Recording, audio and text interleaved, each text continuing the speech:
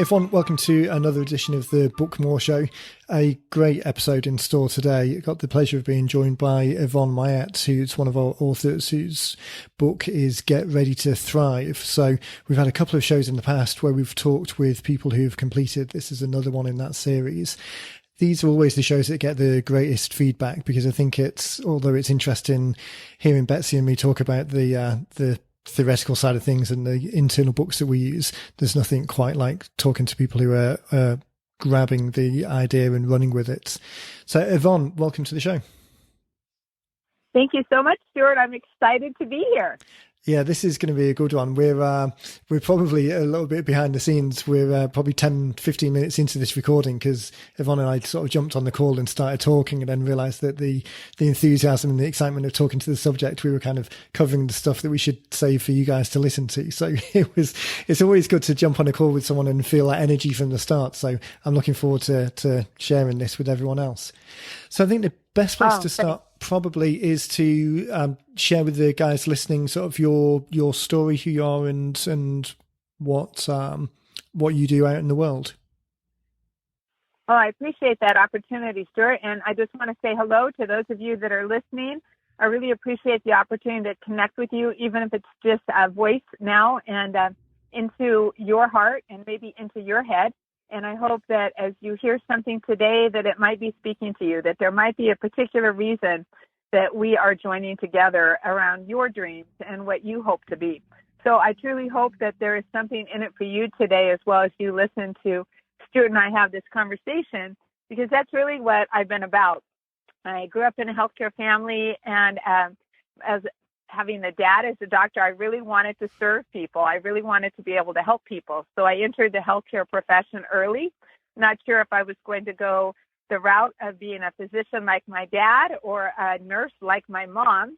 And I was kind of had a foot in both directions. And after working clinically, it came to my attention that there were a lot of system changes that needed to be made to really help people be their best. We needed to address some of those. So I moved into administration and then into consulting. And I was very, very active in healthcare. It's going on now 35 years in the traditional healthcare industry and a lot of different positions, Stuart, including leadership.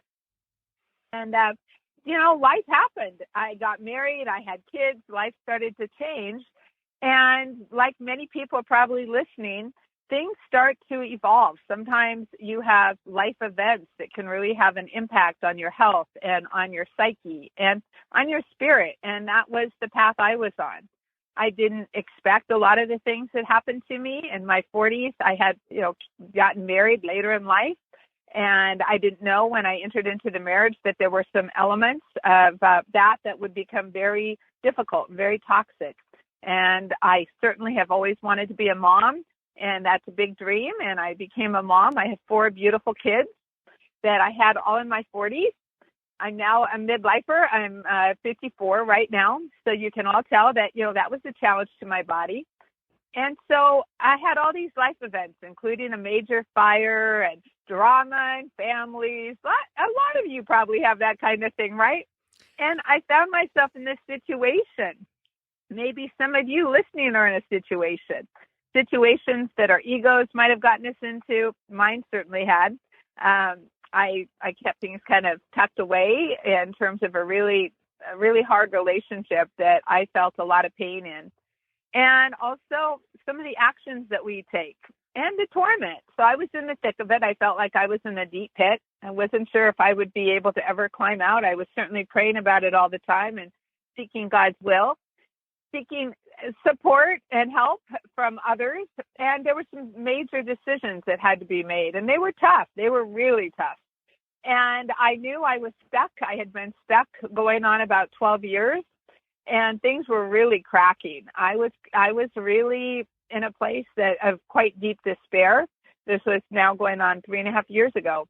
And I had a moment, and many of you may have already had your moment that are listening to this. Maybe your moment is on its way or about to happen, but I had my moment, and that's the awakening, Stuart. That's what was the genesis of the book, was as I started my journey to really awaken to the inner woman, awaken to the woman that wanted to thrive, awaken to who God designed me to be and who God designed each of us to be. And so in that, excuse me, in that awakening, the believing comes along, and how you care for yourself and how you start to dare more deliberately. And so as I was taking my journey back to health, and as I was approaching some of these tough situations, I wanted to help others with me. And I started helping others with me as a health and life coach. And I've been helping hundreds to going on maybe almost thousands of women now. And I've been in healthcare, like I said, 35 years. And it's just about helping others, Stuart, really. It just is that simple. It's quite a journey, isn't it? I think it's the recollections that you're telling them for your own life about how it's quite easy to just keep going and keep going. And it's not until something happens, or you just get to a tipping point where you realize that there are quite so many challenges going on, and that it's not necessarily,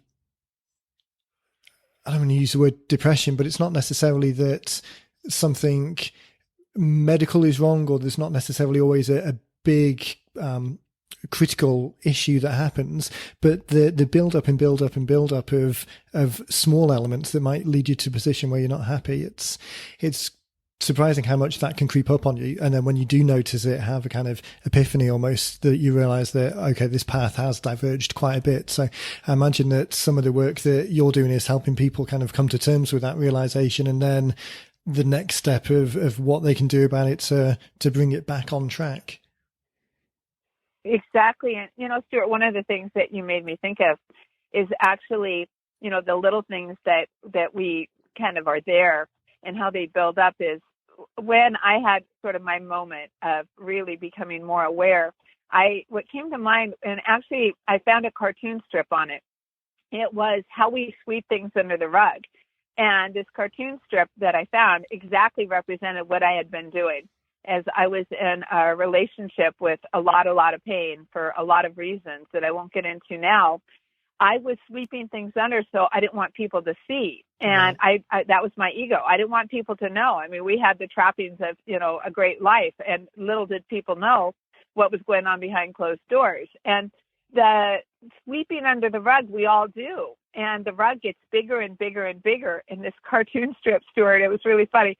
It showed the rug like almost to the ceiling, and things were creeping out under the rug and starting to show their ugly head. And I got this visual image of this rug, like I'd been sweeping things under. And then there were some things, like I said, that as it became apparent, there was a tipping point. There was the needle that broke the camel's back in my family, and it related to my kids and how much I cared about my kids, and I needed to do things that were in their best interest. And people, I think, Stuart, sometimes walk around in a fog, don't you? Yeah, absolutely. Because until you get a chance to look at it from the outside, or until something happens that kind of breaks the spell almost, it is that your brain is doing whatever it can. Well, I'm talking like an expert. In my experience, it's that your brain's doing whatever you can to just cope with it and keep the wheels on the bus and keep everything moving forward. It really does take as you said, it could be a small thing that is that catalyst, but it's not until that happens that people can realize, because you don't see what you don't see. Exactly. And that's, when I was going through the changes that I needed and wanted to make, I was seeking resources to kind of help me. And it's really taking one baby step at a time. And I was fortunate enough to have some really great people that came into my life to help me, start physically really making some changes. I was having some health crises, and I ended up, even though I was in healthcare, I knew a lot. The actual actions weren't happening. And so I partnered with a health coach and lost 80 pounds that I've kept off now for 3 years, Wow. Got back to awesome health. That's impressive. Yeah, I mean, it's amazing, right? Right. And one of the things that started to happen as I was doing that, as I was getting healthy, is I was starting to see some of these other symptoms, these other things that were coming up with a clearer lens, more true, more reality. And that's when it dawned on me that this being ready, we need to be ready for change. We need to get ready to thrive. And as I started thinking about what I was going through, and I was journaling. And so a lot of the content that later became a part of the book were things from my journaling times. And I was thinking about awakening as a concept and what helps us to awaken, and why do we believe in something, or what story do we tell ourselves, and that's what forms our belief. And so I was really excited when I found a method that could help me put my book out into the world. I was so excited when I heard, about 90-minute books and how I could partner with somebody to actually then encapsulate what was a lot of content into a readable format and get that guidance and get that partnership to think about how to put what would become maybe not just one story, but a potential series, because there's so much that we do with change. And so I really enjoyed this partnership, and I'm very excited that I now have, a little book to hopefully help change women's lives by, first off, being aware of the concept. So thank you, Stuart, again, for all that you've done and everyone I partnered with. It's a pleasure. I mean, we get so many people that we talk to who have had an idea for a while, and on the one hand, there's the capability problem, because although none of this is rocket science, it is, there's a lot of moving parts to get it done, which slows down, coming to it from an outsider, it really slows down the process of, you want to end up with something out there engaging and helping people, and you've got all of the ideas at the top of the process, but all of those cogs and machinery to get from A to B or A to Z, it really can slow down the process. And we speak to so many people that have been thinking about it for years, and it's good to be able to, in a fast and effective way, help people kind of realize that and get something out there, which of course is the ultimate aim of it. That circles around to a good question then. So that your experience was of going through the process yourself and developing and then identifying it in other people and helping those, bringing it back specifically to the book. Was there any particular thought process, or was there anything that led you from the idea of, here's a lot of conversations that I'm having with people anyway, and it would fit well in a book to be able to share that with people? Was there anything that was there a spark that said, oh, this should end up in a book? Yeah, that's a great question. And actually there was, and I'm getting what I call God bumps. When I was, because I hope I don't cry, is when I was in a lot of pain. I mean, there's a lot of pain in people's lives at times. And I was in a lot of pain. I've had some really painful emotional things happen in my life, especially in the last 9 years. And they're kind of been repeated. And my life, thank God, is in a totally new place because I took that step. And when I was first in a lot of pain, Stuart, one of the things that I know is people need resources. They need other people, or they need an idea, or they need something that helps give them courage. And often it's that sentence, or it's that quote, or it's that hope because somebody else has done it. And that's really one of the things that, I want to be able to do. And I think of it as faith. I mean, I think with faith, okay, how can I help show that faith really stands by us and serves us? And it's our attitude then that can help move us forward. It's the story we tell ourselves. And I'll probably cry about this too, at the beginning of when I was deciding what I was going to do about, I'd been in a toxic marriage for a long time, and what I was going to do to change that situation. And there were a lot of spiritual beliefs that came into it, and a lot of family dynamics and whatnot, like a lot of people. And one woman that I worked with said to me, "You are the author of your own story." So little pun there is, she helped me realize I get to write my story. I get to write the story I want. Do I want to write the story about, the woman that was in torment and living? Do I want my story to be about a woman in despair who looked at herself in the mirror and thought of herself as a fat old crone, and honestly at times thought about driving off a bridge, and just felt like life was just unbearable at times, just unbearable because of the marriage relationship I was in, and it was affecting every dimension of my life and my body. And what I wanted. It was in conflict with my values, tremendously. And also it was in conflict with even what I expected of myself and who I was. It was just in such misalignment, and I wanted to get back to that. And so when this colleague said to me, "You are the author of your story," I'm like, that was so empowering to me. And I thought, I am. And this is not the story I want to tell my kids. Right. And another woman said to me, what would you want your daughter? What would you want her story to be? Because our kids learn from us. I'm like, no, heck no, I don't want this story for my daughters.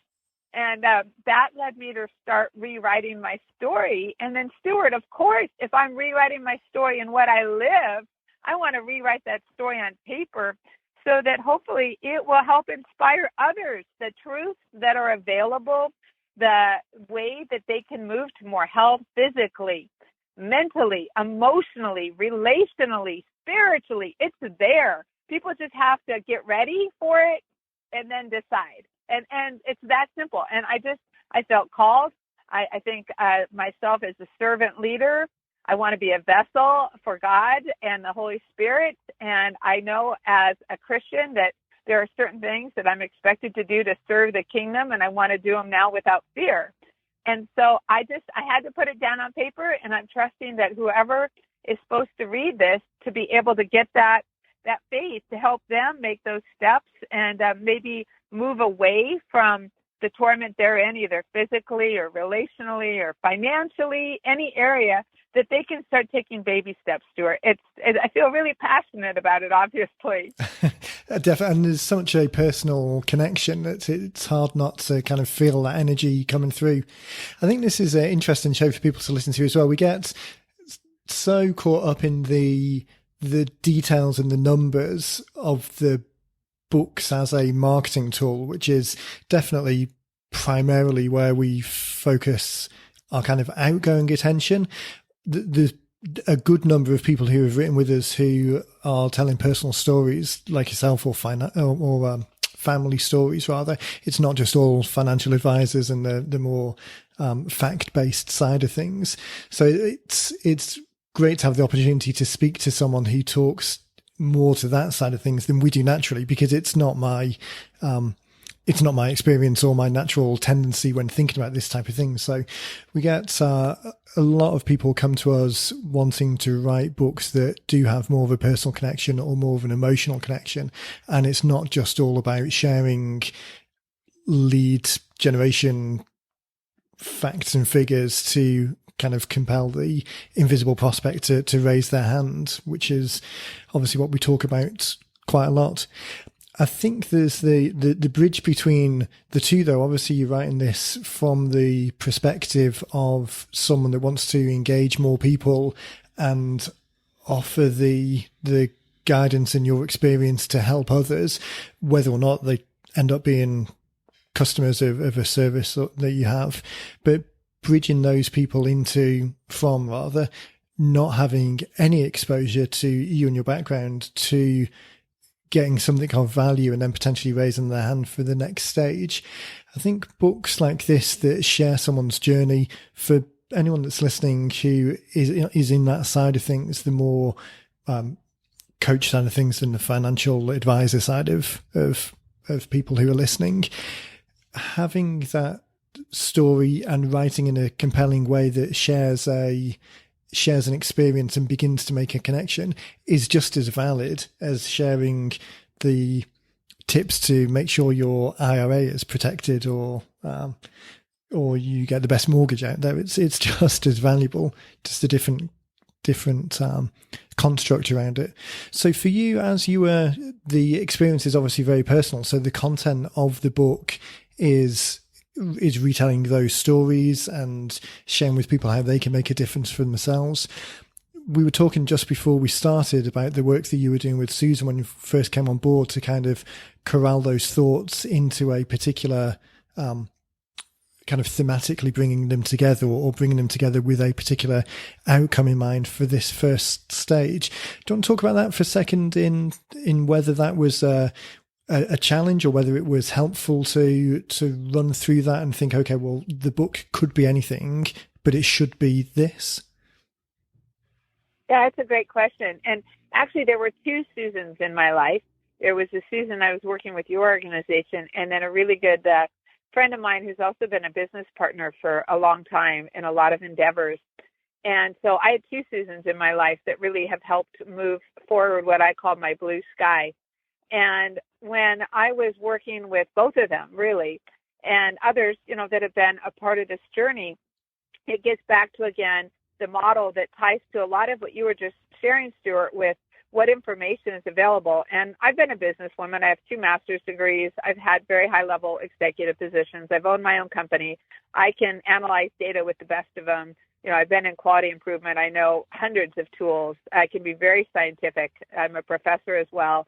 And so I very much follow a scientific model at times. And yet we all have a heart. And so there's either the head, heart, head model, or there's the heart, head, heart model.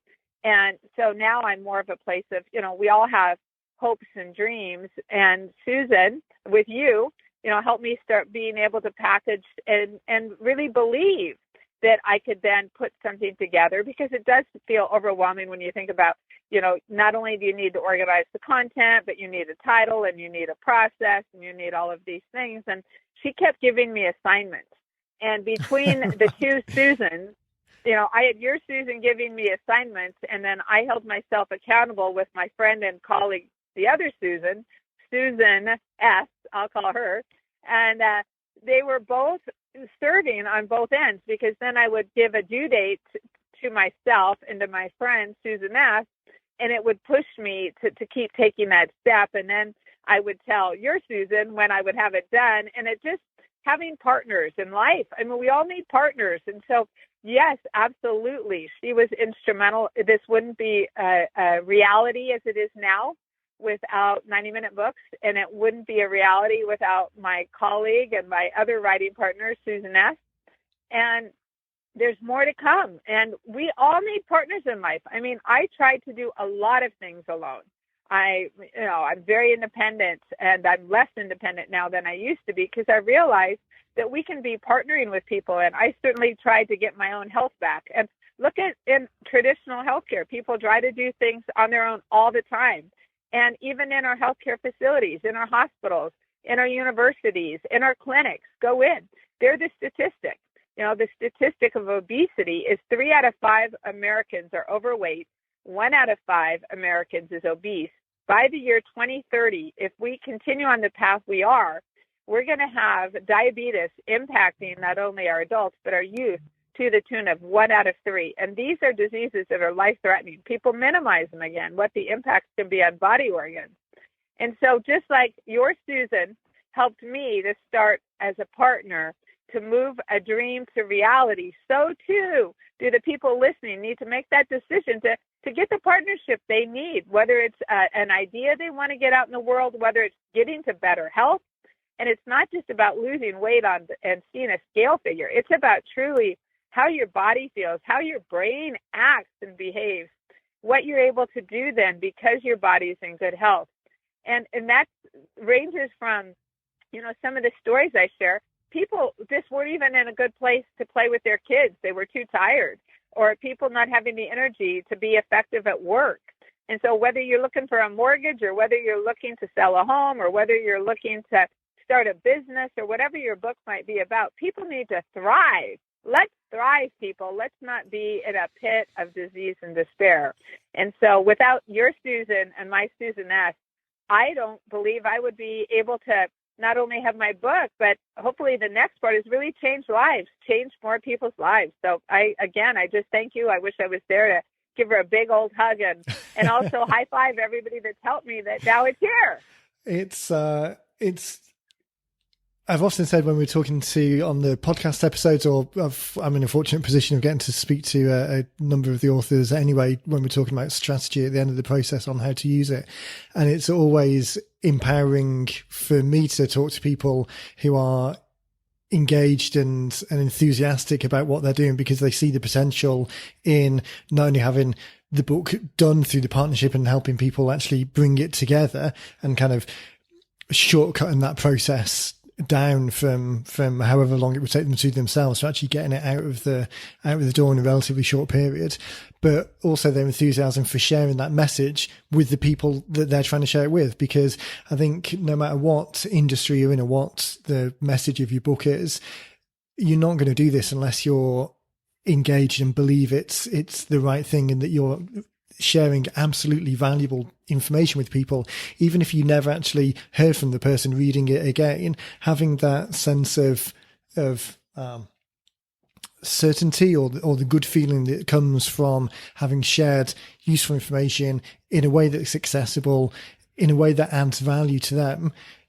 Creating the books, even if you never saw any business from the end of it, I mean, obviously for the majority of people, that's we are talking about creating business at the end of it, but just having created something that puts that value back out there, there's an energy and enthusiasm that comes from that. And I think the whole book community that's around what we're able to do for people and help all of the authors out there, helping all of those guys thrive, like you're saying, whether it's spiritually, emotionally, or financially, or in business, there's an energy around it, and it's exciting.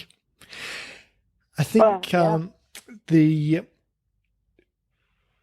looking at the book then that we've created with yourself, you were talking about having I know we're just putting an order through at the moment because you've got an event coming up, and then there's a webinar a little bit later in the year.